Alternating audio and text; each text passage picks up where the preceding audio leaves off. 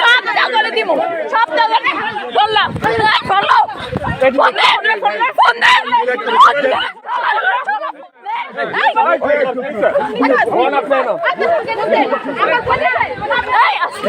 ছিল আমি পড়ে গেছি, গায়ে হাত তুলে দেখো, গায়ে হাত তুলে।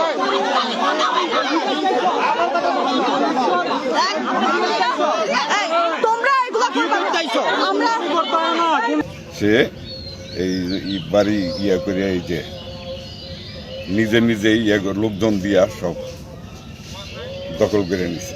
কে ওনার নাম? বউ এই যে পৃথিবী গমে এই বড় এক ঈদ দিয়া সে ব্যথা ইয়া করিয়া তার এরকম ইয়ে হয়ে গেছে গা, তার মারতে চাইছিল, ঈদ দিয়ে ইয়া করছে, সে পাও এই ইয়েতে অনেক আঘাত পাইছে, পাও ফুলে গেছে। বিএনপির নেতা মোশাররফ, তারপরে এই সবই টিটু, সব নেতা সবাই আছে। হইল মোশাররফ ভাই, তারপর হইল জাহাঙ্গীর ভাই, সোহেল, তারপর নাসিম পাশা ভাই, মানে ওনারা। আমি আর এত চিনি না, অনেক লোক ছিল। তারপর সবাইকে ডাকাইছে, কিন্তু গেছে, সবাই গেছে। যাওয়ার পরে কোনো সিদ্ধান্ত হয় নাই, কথাবার্তা না হইতেই পরে একজন শুধু ভিডিও করতে চাইছিল, আমার আরেক দেবরের ছেলে, তখনই আরেকজন এসে মারামারি শুরু করে দিছে। তার আমাদেরকে জানানো হয় নাই যে আজকে বাড়ি মাপবে। তারপর হঠাৎ করে আমার স্বামীকে ডাকছে, ডাকার পর একটু পরে গেছে, নামাজ পড়তে গেছিল, বাজার থেকে আসার পর দেরি হয়েছে, পরে গেছে। যাওয়ার পরই পরে মানে একটা আমাদের উদ্দেশ্য ছিল বইসে একটা মীমাংসা হবে, যাই হোক, কিন্তু পরে আর এই হজবরল লেগে গেছে। আজকে যাই হয়েছে, উনি শুধু বড়দের যে মানে রাখছে ওইটা না, উনি ছোটদের আমাদের সহ জখম করছে। যে এদিকে কে উনি হচ্ছে প্রীতি, আমার ছোট কাকির ওয়াইফ আর কি, ছোট কাকার ওয়াইফ। উনি হচ্ছে আমাকে এই যে এরকম জখম করছে। তারপরে উনি যত গুন্ডা পান্ডা নিয়ে আসছে, বলছে সবাইরে আমাদের জেলের ভাত খাওয়াবে, মিথ্যা মামলা দিয়ে তোরা একটাও বাঁচতে পারবি না, তোদের রাস্তায় দেখলে মাইরা ফেলামো।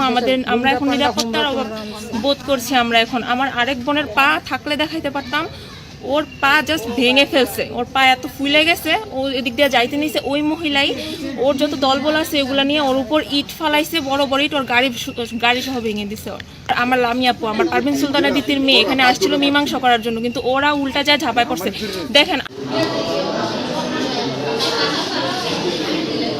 বউ আর চিত্রনায়িকা দ্বিতীয় ছোট ভাইয়ের বউ।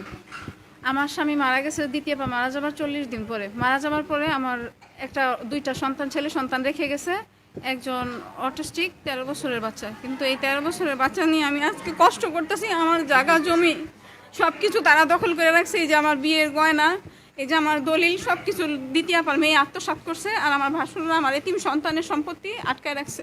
গ্রামের সামাজিকভাবে কয়েকবার সালিশ বৈঠক হয়েছে, হওয়ার পরে আজকে নির্ধারিত তারিখে সমাজের 10 জন উপস্থিত হওয়ার সময় ওইখানে তারা আমাকে নির্মমভাবে শ্লীলতাহানি করে এবং আমাকে মারধর করে, আমার গায়ে থেকে কাপড় চোপড় নিয়ে যায়। পরে উপস্থিত 10 জন এটা আমাকে রক্ষা করে।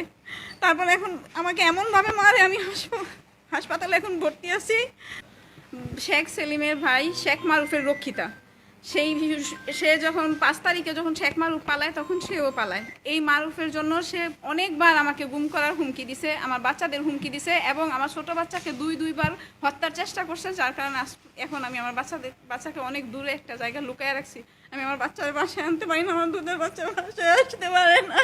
আমি 9 বছর হয়ে গেছে, আজকে 5 বছর ধরে আমি না, কেউ আমার পক্ষ নেয় নেই।